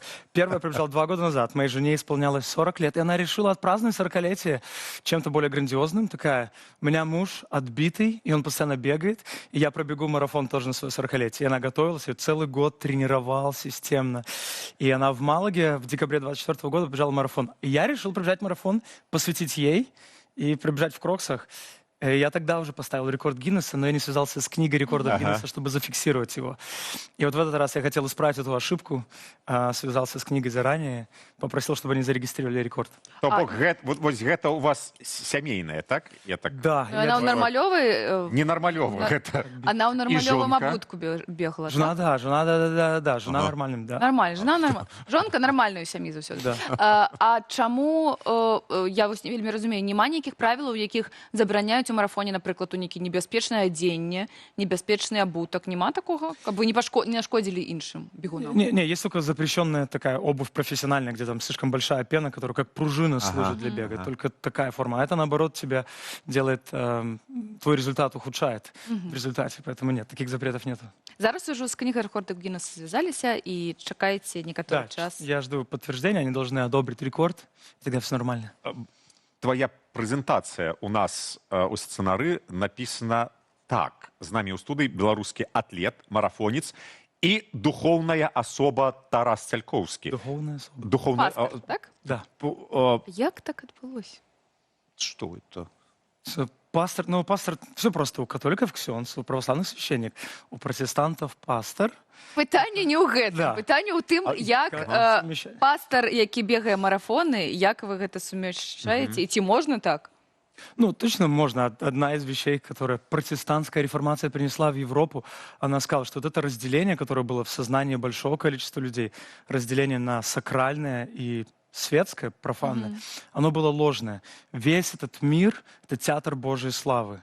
И мы можем на самом деле заниматься творческой работой, прославляя нашего Создателя, который удивительный Творец. Мы можем даже бегать, в конце концов, наслаждаясь тем, что Бог дал мне физическое тело. Я могу радоваться от того, что оно двигается, прославляя моего Создателя в том числе. Апостол Павел об этом говорит просто в послании к Коринфянам. Все, что вы не делаете, едите или пьете, делайте во славу Божию. Поэтому я могу прославлять Бога, приходя в церковь и проповедуя, объясняя людям Божье Слово. Я могу прославлять Бога в том числе через бег. Ага. Про жыццё. Про жыццё, як яно ёсць. Так. Вяртайся до бегу, давай. Ты не разумеешь про Бога, тому вяртайся до бегу. Нет, и про Бога, и про бег поговорим так само. В яких городах, краинах ты... Я так разумею, ты ж не толькі ў Варшаве бегаеш. Да. Ты удзельнічаеш у марафонах, якія адбываюцца па ўсім свеце. Одно время я был профессиональным спортсменом. Это было давно в Беларуси. Я бегал за сборную Беларуси несколько лет. Я прыгал за сборную Беларуси. О, классно. Прыжки в длину, высоту. Тройные были и... Не у Шугуна тренировались? Не. Прабач, я тренировался у Майсейча. Да. Той самый, які з Сімановскай, вось гэта ўсё. Гэта быў мой тренер. Да, окей. О, интересно, какой маленький мир. Так. Да, я забыл, какой вопрос был. Я был раньше. Где, у яких краинах был? В каких краинах бегал? В Японии, в Италии, в Англии. В Англии я жил несколько лет, и поэтому там участвовал даже на чемпионате Англии. Получалось участвовать в Азии, где-то в Азии бегал. По всей Европе почти побегал. В Исландии бегал. Я 4 года назад ездил в Исландии и бегал вдоль вулканов. Это было кайф. Это было реально классно. А чаму марафонцы, атлеты и атлеты професійныя і непрафесійныя, чаму трэба заўсёды мяняць краіну, ехаць у іншы нейкі горад, каб бегаць? Што гэта? Бегай сабе вакол Варшавы. Драйв гэта нейкая... Чаму трэба... Давайте так, а чаму трэба перакрываць дорогу? Бегуны — это в целом сектанты. Такие, знаете, они создают свою секту. Там у них есть... Бог, вы разумеете. Да, мне особенно это близко все. Сектант сектанта видит издалека сразу. Свои комьюнити есть. Это форма спортивного туризма. Знаете, вместо того, чтобы поехать и просто как тюлень лежать на пляже, ты едешь и на ногах еще исследуешь город. Потому что часто у тебя есть доступ бежать по центральным улицам, которые обычно закрыты. Там только машины ездят. И в этом реально особый кайф есть. Там поехать в Рим и бежать вдоль Колизея, например, или по центральным улицам Рима. Или поехать в Англию и по центральным улицам Лондона бежать. Это, такое удовольствие, которое дорого стоит. Плюс еще вот этот аспект путешествий, комьюнити, новый опыт. И каждый раз, когда люди бегают, все это знают. У тебя просто коктейль эндорфинов в системе. Ты потом возвращаешься назад, такой, ой, как хорошо. Слухай, а калі б прыйшлося выбирать, Бог ці бег? Вот это крутой вопрос, потому что спортсмены, по крайней мере, могу за себя говорить, это достаточно самовлюбленные нарциссы. По сути, ты хочешь выйти на стадион и показать всем: я лучше, быстрее, сильнее всех, смотрите на меня, я крутой, вы все слабаки. Когда я стал христианином, Вот мои как раз-таки ценности сместились. Я понял, что даже если люди будут смотреть на меня, я не смогу быть источником вдохновения, надежды и смысла для людей. Когда я понял, что этим другим должна быть личность Христа, вот мои ценности начали сильно меняться, я решил посвятить свою жизнь не тому, чтобы показать, какой я крутой, но рассказывать людям о том, насколько личность Иисуса Христа крутая. Ага, круто, слухай, круто. И она на самом деле крутая, реально. Мы сейчас 2026 год, от Рождества Христова, его во всех религиях хотят иметь, во всех философиях, во всех мировоззрениях. Христос реально шедеврален. Ты смотришь на него, он очень магнетическая личность. Тяжело на самом деле, когда ты читаешь про личность Христа, про его отношение к другим людям, как он разговаривает с властимущими, которые угнетают других людей, когда он дает людям надежду и смысл. У тебя просто, ты не можешь ничего сделать, как на тебя просто все твое естество влечется к нему. Слухай, Ён яшчэ і Я- па вадзе хадзіў. я ведаю, ну вось такі... У меня было пытанне, ну что ты Читай, зрабіла? вось гэта, Нет, Давай, па сцэнару. не. Цікавае было пытанне. Вы заслушали, но Денис очень добрый, Я заслушал. очень добрый Про собеседник. мову. На якой мове ты, як гэта, проповедь? Ну, я читаешь прямо проповеди? сейчас, буквально 30 минут, я должен проповедовать International Christian Fellowship. Это такое англоязычное сообщество. Здесь там представители, наверное, 30 народов. Я буду на английском проповедовать. Но наше собрание, у нас, может, есть ребята с разных стран постсоветского пространства, у нас русскоязычное комьюнити. Хотя большая часть там белорусов, но говорим, чтобы все люди понимали. Ну, гэта ж не пытанне пра тое, а чаму не па-беларуску. Чаму не Пытанне па- Ну, цікава, иногда, к што сожалению, вы это- такі чалавек з міжнародным досведам і вось спартыўным, і, як вы кажаце, і пропаведь можете правесці на ангельскай. Гэта вельмі цікава, бо я, вось, напрыклад, такого не чула, не была яшчэ на... Я вас приглашаю. Приходите в Церковь Святая Троица в Варшаве. Будем всегда рады Дякую. вас увидеть. А где она находится? Пулавская. Пулавская, такая так. длинная улица. Ну, правда. Вот 326 туда, в сторону больше Урсынова. Давайте вернемся да бегу, пакуль есть час. Вось калі людзі натхніліся, вы вельмі заахвоцілі ўсіх ісці ў храм, гэта я... И бегать. А вось Бегом. бегаць. А вось калі бегаць, калі людзі вось хочуць таксама ў кроксах бегчы, ці трэба гэтага пачынаць? Ці, мабыць, ёсць нейкія парады для людзей, беражыце свае калені. Вось як, Да, я бы як точно пачаць? сказал. Потому что, все-таки обувь не предназначена для бега. Там ужасная амортизация. Самый лучший амортизатор — это наши мышцы. И у меня мышцы тренированы уже почти 27 лет. И поэтому я достаточно готов к тому, чтобы преодолевать сумасшедшие дистанции. Если любитель возьмет, он просто убьет себе и суставы, и мышцы. Не делайте этого. Начните с максимально легкого бега трусцой. Не покупайте дорогой одежды, не тратьте деньги на обувь. Выйдите в самых дешевых кроссовках. И попробуйте, самое главное, получить удовольствие. Потому что, мне кажется, если начать просто то, что вы изнасилуете себя, вы будете деморализованы и скажете: я не могу понять. Навошта мне гэта? Гэта я і бег, вось так заўсёды. Надо вот попробовать, чтобы у тебя прямо под конец такая приятная испарина, эндорфины в системе, такой, хочется обнять на улице кого-то, я хочу жить.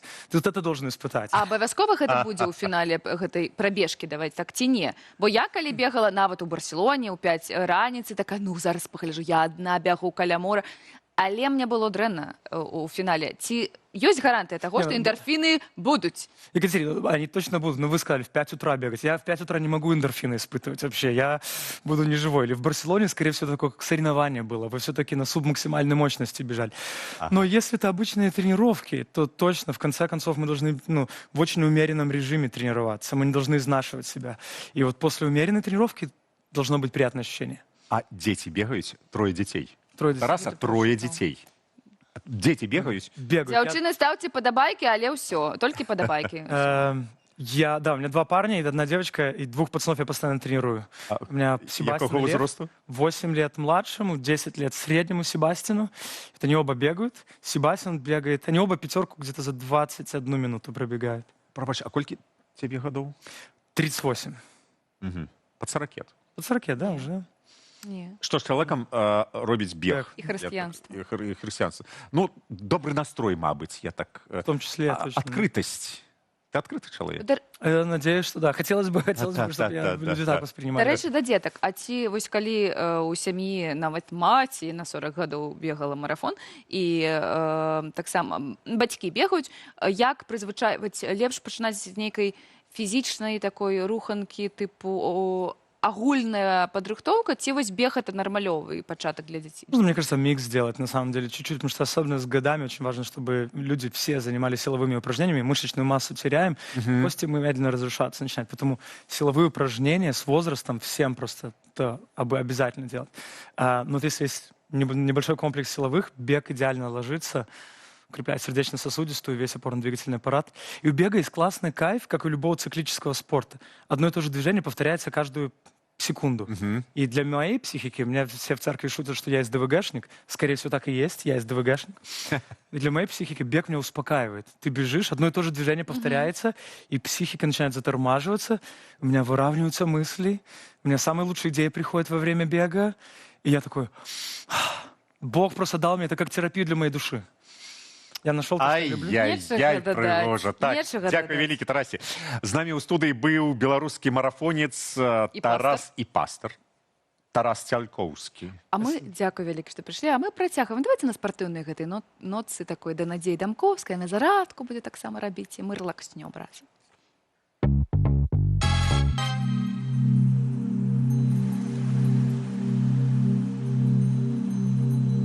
Калі думкі бягуць і цела напружанае, павольны рух з дыханнем можа аднавіць спакой. Паспрабуйце 2-3 павольныя кругі прывітання сонцу. Станьце роўна. Удых. Падыміце рукі, нахіліцеся назад. Выдых. Наклон. Удых. Крок назад и опуститесь вниз. Выдох.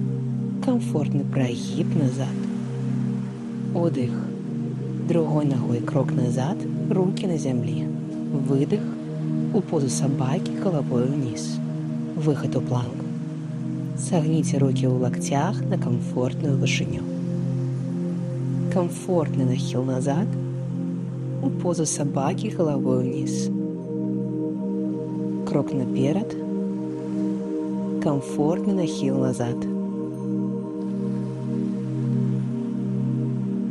Крок наперед другой ногой. Поднимитесь с прямой спиной и опустите руки. Повторите с другой ногой в повольном ритме с дыханием. Поднимите руки, нахилитесь назад. Наклон, растернули заднюю поверхню ног. Крок назад и опуститесь вниз. Комфортный прогиб назад. Другой ногой крок назад, руки на земле. В позу собаки, головой вниз. Выход в планку. Согните руки в локтях. Комфортный нахил назад. В позу собаки, головой вниз. Крок наперед. Комфортный нахил назад.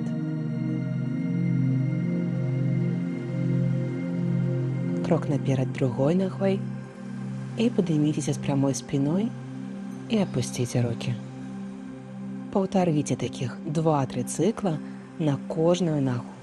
Практикуйте кожный день, и вы отчуете значные змены в вашем стане.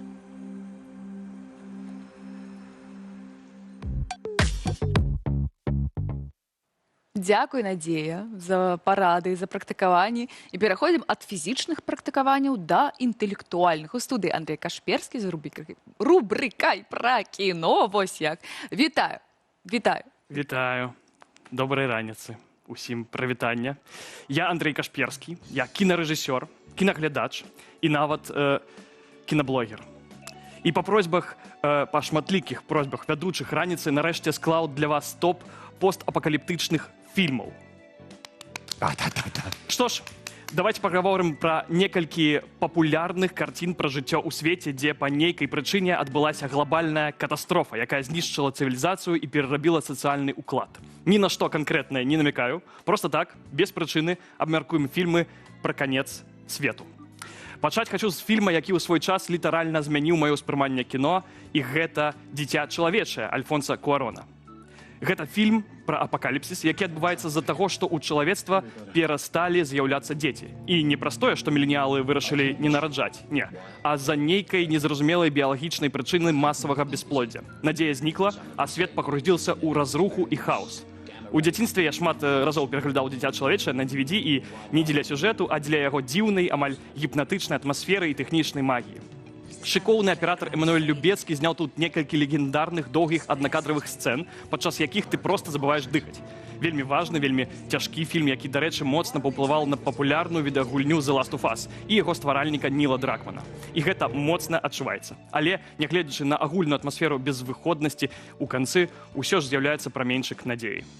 І калі ўжо загаварылі пра безвыходнасць і ўплыў на відэагульню «The Last of Us», нельга не ўзгадаць фільм «Дарога». І гэта самы страшны, самы дэпрэсіўны постапакаліпсіс, зняты паводле рамана выбітнага пісьменніка Кормака Маккарці, таксама аўтара кнігі «Старым тут не месца». Раман «Дарога», шчыра скажу, яшчэ больш вусцішны за саму экранізацыю. Гэта ўжо не проста постапакаліпсіс, гэта амаль біблейская прытча пра выжыванне, пра бацькоўскую любоў і поўную адсутнасць святла наперадзе. Тут проста без тлумачэння прычын за кадрам пачало паміраць увогуле ўсё жывое. І людзі, і жывёлы, і расліны. І засталася толькі дарога, па якой галоўныя героі ідуць, каб знайсці хоць намёк на надзею. Глядзець толькі заўзятым аматарам дэпрэсіўнага кіно. Але давайте крыху разрадзім атмасферу, таму што апакаліпсіс бывае і з дэпрэсіяй, гэта так, але і з зубамі і вясёлым экшэнам. Гаворачы пра постапакаліпсіс, нельга не згадаць яго паджанр – зомбі-апакаліпсіс, бо зомбі – гэта метафора глобальнай эпідэміі. Напрыклад, «Рассвет мёртвых» Зака Снайдера. Гэта ягоны рэжысёрскі дэбют, напісаны Джеймсонам Ганам, будучым аўтарам «Стражай галактыкі» і «Супермена». І скажу крамольную рэч, мне гэты варыянт «Рассвета мёртвых» падабаецца больш, чым арыгінал Джорджа Ромера з 70-х.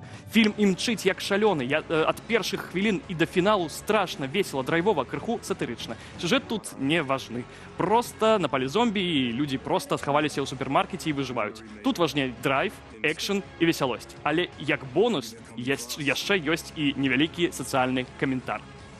А калі ўжо казаць пра гумар падчас апакаліпсісу, то, канешне, вельмі раю хорар-камедыю «Зомбі па імені Шон» Эдгара Райта. Мой асабісты фаварыт у жанры камедыі. І я пераглядаў яго разоў 5 ці 6 і яшчэ буду. І наогул, Эдгар Райт доўгі час быў маім любімым рэжысёрам і прыкладам для пераймання.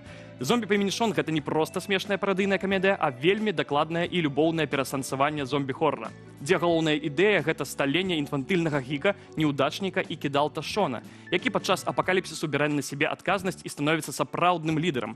Ён вырашае перастаць штовечар піць піва ў пабе і гуляць у кампутарныя гульні з лепшым сябрам, а замест гэтага сталее і вырашае перажыць зомбі-апакаліпсіс у пабе з півам і гуляць у кампутарныя гульні з новым сябрам зомбі. Тут адразу трэба ўспомніць і пра ідэйнага і канцэптуальнага двайніка англійскага зомбі па імені Шона. І гэта амерыканская постапакаліптычная камедыя «Зомбіленд» з Джейсі Айзенбергам, Эммай Стоун і Вуді Харрельсонам. Тут не такі, канешне, класны рэжысёр, як Эдгар Райт, але фільм таксама атрымаўся вельмі смешным і вельмі бадзёрым. І зомбі-камедыя — гэта ўвогуле цэлы асобны паджанр. І калі вам мала будзе «Зомбі па імені Шон» і «Зомбіленда», то яшчэ раю «Жывую мертвячыну» Пітера Джексона, японскі непрадказальны «Зомбі адным планам» і паўднёва-карэйскі «Мая дачка зомбі». Вельмі самабытныя і смешныя фільмы, вось гэтыя ўсе. Дарэчы, і «Рассвет мёртвых», і «Зомбі па імені Шон» шмат чым абавязаныя фільму на 28 дзён пазней Дэні Бойла. Ён фактычна перазапусціў зомбі-жанр у 21 стагоддзі. Але тут, скажу шчыра, мяне гэты фільм не вельмі зачапіў, магчыма, таму што я паглядзеў яго занадта позна ў мінулым годзе, затое мяне надта ўразіў яго працяг мінулага года на 28 гадоў пазней. Сёлета выйшаў яшчэ адзін сіквел на 28 гадоў пазней «Касцяны храм». Раю вось усё гэта. Фільмы вельмі стыльныя, эксперыментальныя, таксама з моцным сацыяльным каментаром і класна паказваюць постапакаліпсіс. А вось пра іх я ўжо падрабязна расказваў на сваім YouTube-канале «Іду і гляджу». Таму, калі хочаце больш, шукайце мой YouTube-канал, ідзіце і глядзіце. А цяпер без жартаў, без постыроніі, без дэпрэсіі, без сацыяльнага каментара, чыстае, вар'яцкае, апакаліптычнае кіно. Топ-1. Культавы «Мэд Макс. Дарога ярасці» Джорджа Міллера. Гэта той самы выпадак, калі рэжысёр вяртаецца да сваёй франшызы праз дзесяцігоддзі і ў сваёй 70 гадоў робіць лепш, чым было ў арыгінале. Сюжэт тут, калі шчыра, вельмі просты і неабавязковы. Пагоня ў адзін бок, потым пагоня ў другі бок. Канец. Але адарвацца немагчыма. Гэта кінематограф у чыстым выглядзе. Рытм, візуал, энергія, музыка, монтаж, усё працуе дасканала. І, напэўна, гэта мой фаварыт у гэтым спісе. Hunted by scavengers.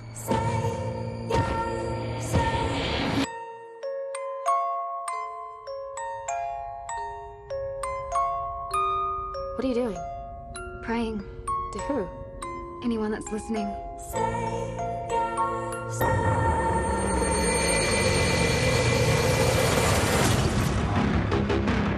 We're sitting on 2,000 horsepower of nitro-boosted war machine.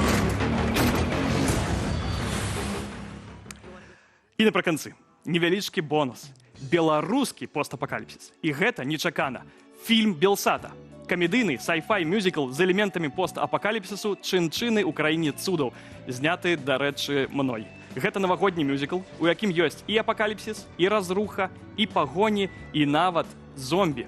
Таму, калі раптам хочацца чагосьці роднага і крыху вар'яцкага, вось вам такі варыянт.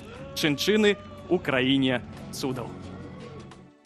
Тут і спынімся. Жадаю вам і нам усім, каб апакаліпсіс заставаўся толькі у кіно. Прабач, Андрею, а поезд у Пусан карэйскі? Супер. А з Брэдам Пітам «Вайна Z»? Мировая война Z. «Вайна светов Z», нешта такое. На 28 гадоў пазней вельмі раю. Глядзеў. А Рэй Файнс там? Так. Волан-де-Морт наш звалі. Так, хлопцы, нічога лепш, чым Гаррі Поттера не існуе ў свеце. Там і страшна, і дзіўна, і... Піла 1, піла 2. Дзякуй, Андрэй, дзякуй, Дзяніс. А мы, калі лашка, ідзем далей. Яшчэ адна культурная падзея жыцця пра нашага Джоні Косміка, які ўсім вось робіць фотаздымачкі, іх дарыць. Гэтыя фотакартачкі. Беларусы надумалі сабраць грошы і зняць пра яго кіно. Давайте паглядзім сюжэт пра кінасалідарнасць.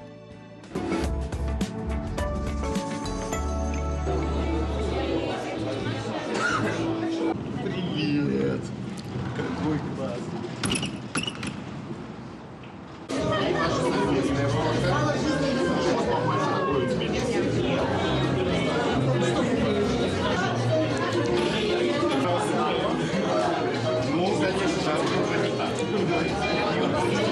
Я просто ходил, бачил одних и тех же людей и подумал, что можно их вот сфоткать, а потом уже я их точно увижу еще раз, убачу. Ну и вот отдам фотографию.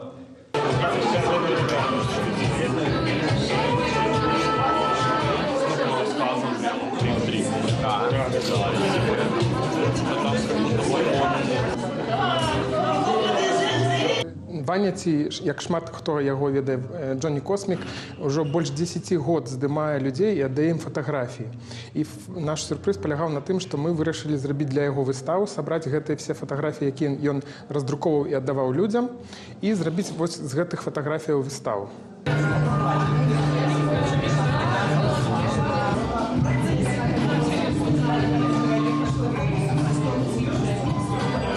Джоні Космік, Effect Night. Привет, привет. Гэта збольшага гісторыя пра салідарнасць, пра ўсіх нас, якія аб'ядналіся вакол такой прыгожай барады.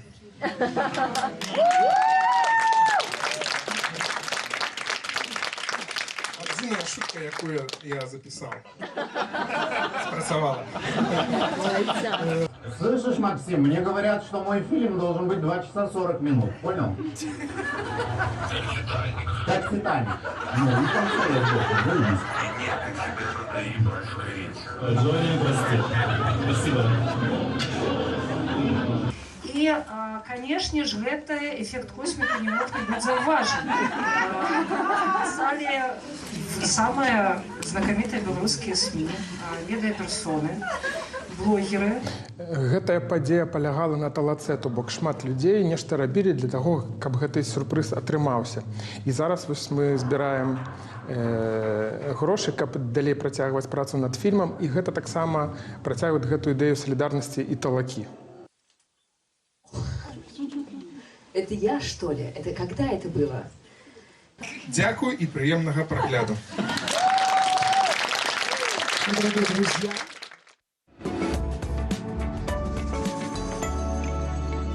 Сябры, ужо завтра пачнуцца выборы ў координацыйную раду. І з намі на сувязі кіраўнік платформы для галасавання Павел Лібер. Вітаем, спадару Паўле! Привет. Вітаем.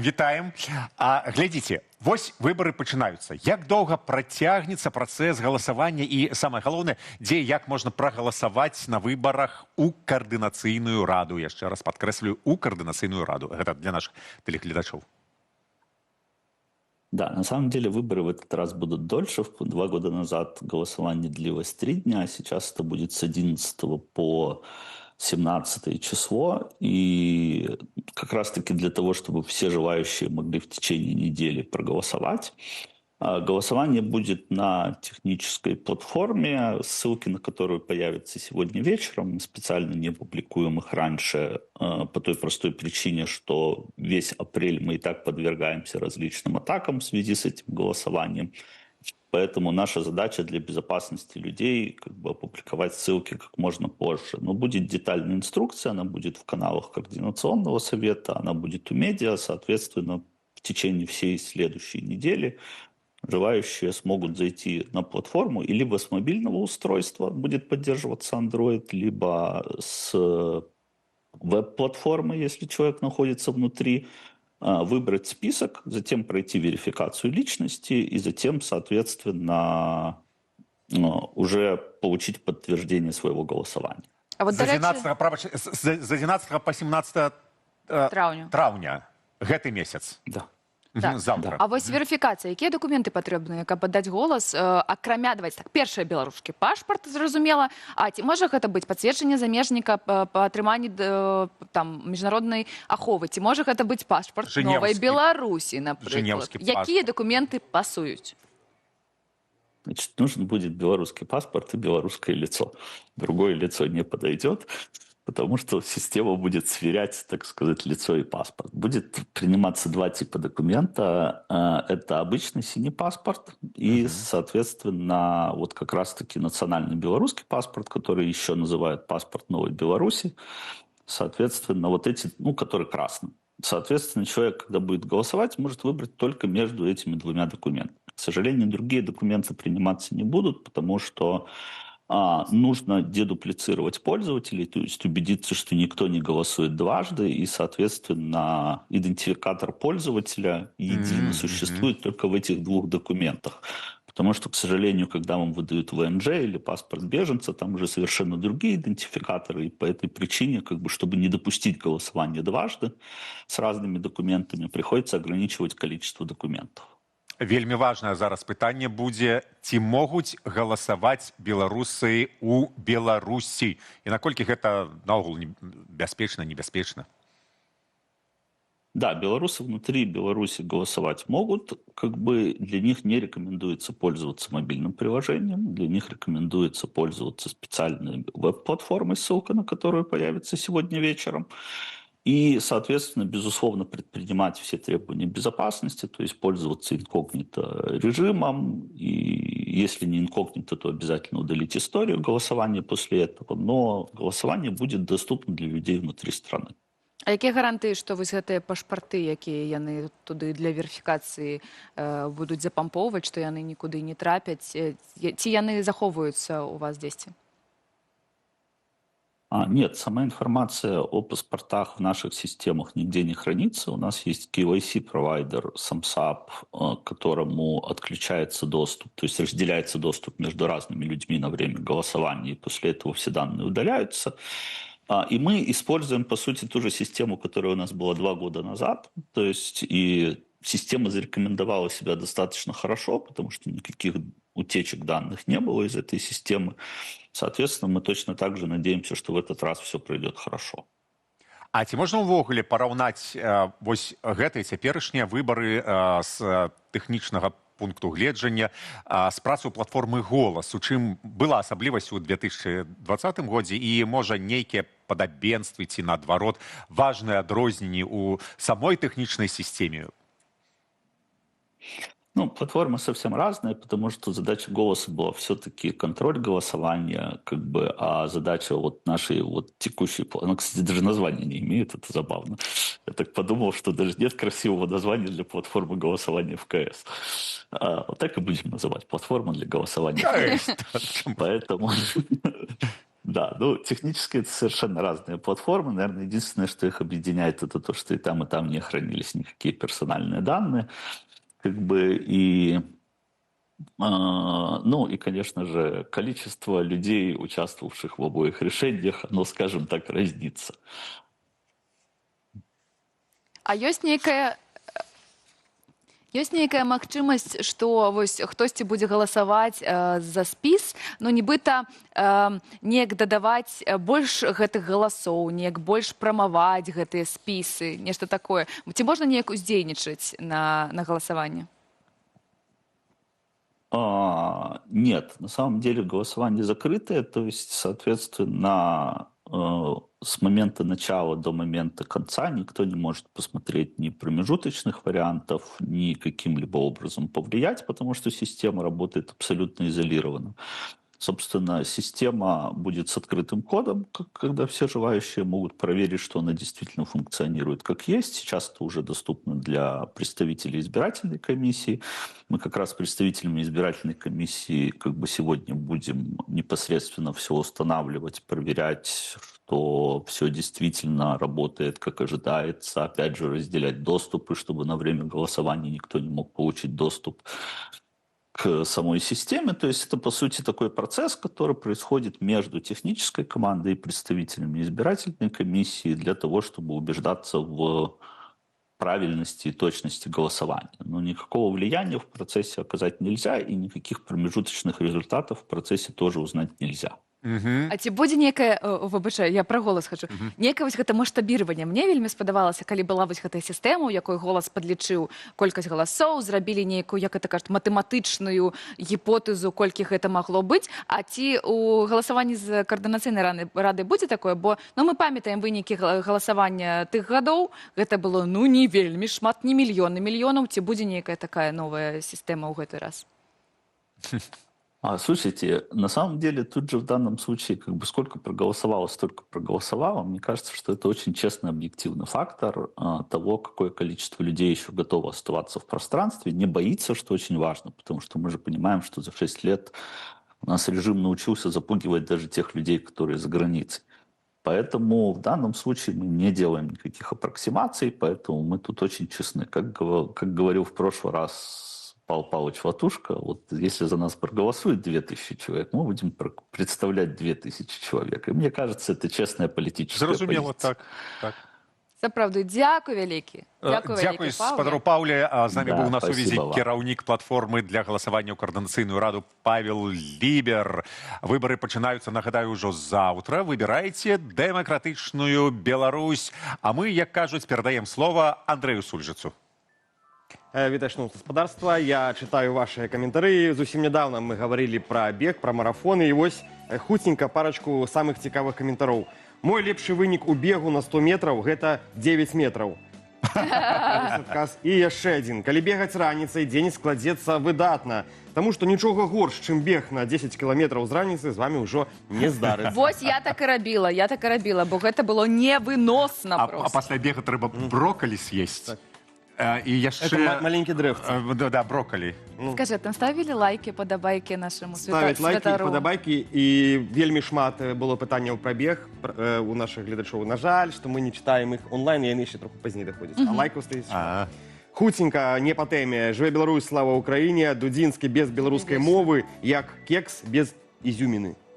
То бок похвалили себе. Мы не зразумелі, а то нібыта... Так. Похвалили.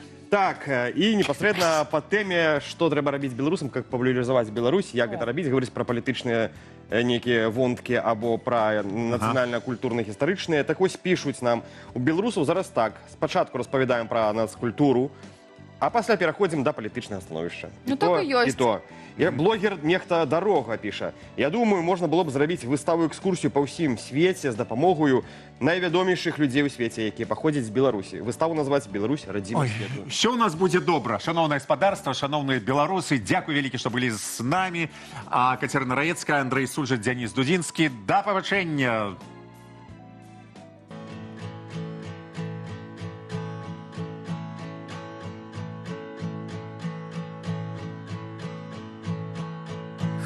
Холодны ветер обвивае мае сны.